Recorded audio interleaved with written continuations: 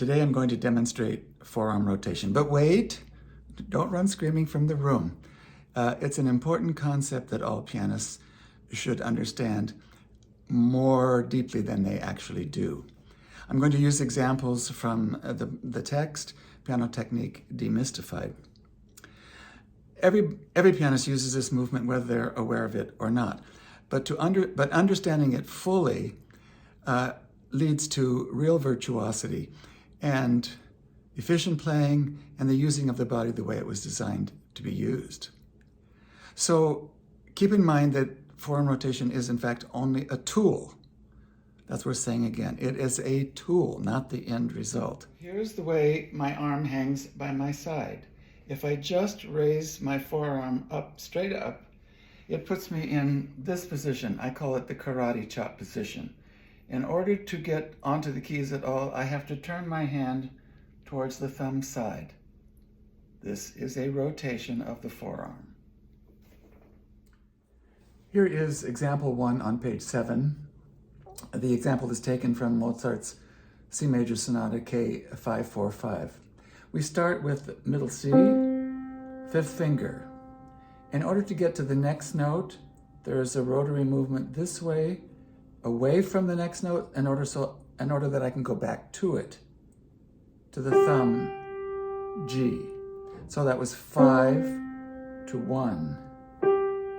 And now from 1 back to 3.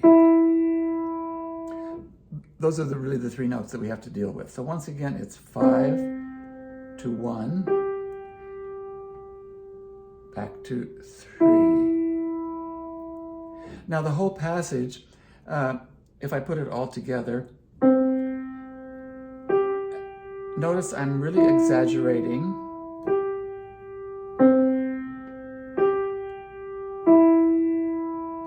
And then when it changes to the next chord, it's the same movement. Now, obviously, I'm showing it very big so that you can see how the rotation works. It's literally this. Now, in speed, obviously, and this isn't even really that fast, but as I play faster, I'm going to be much closer to the keys.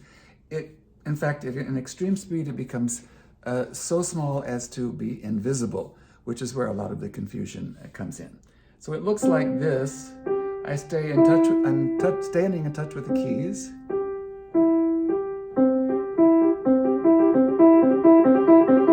And the faster I go, the smaller it gets. Now the difference between using the forearm rotation, which in speed you can't really see, the difference between that and what I call isolating my fingers is this.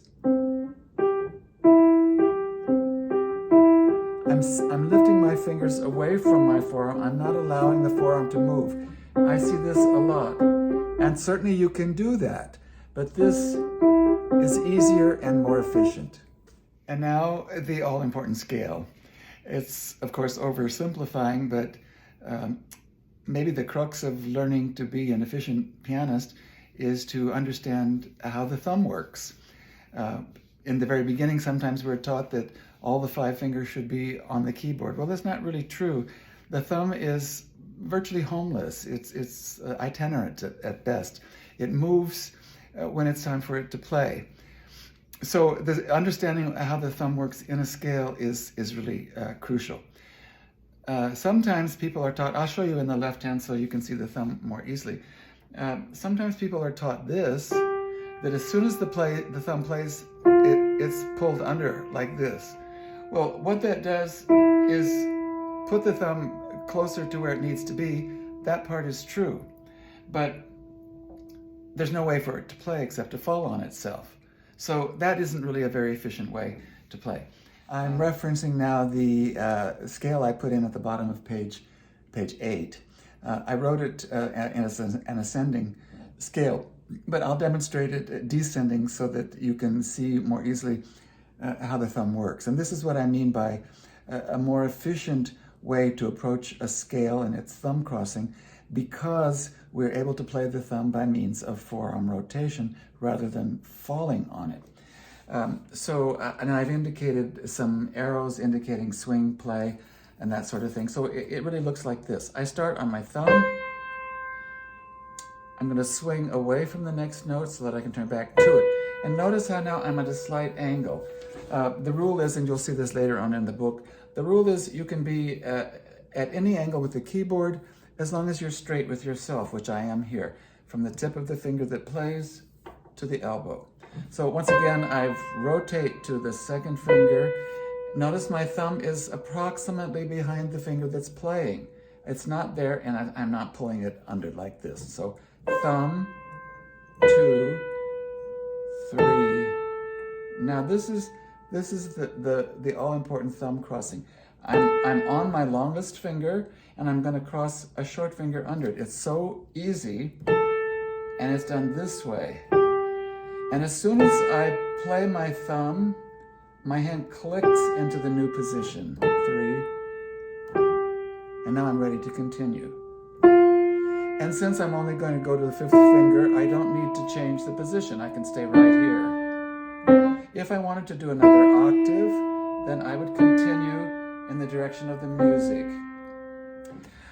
So again, I'm showing it very large so that you can understand how the rotation works.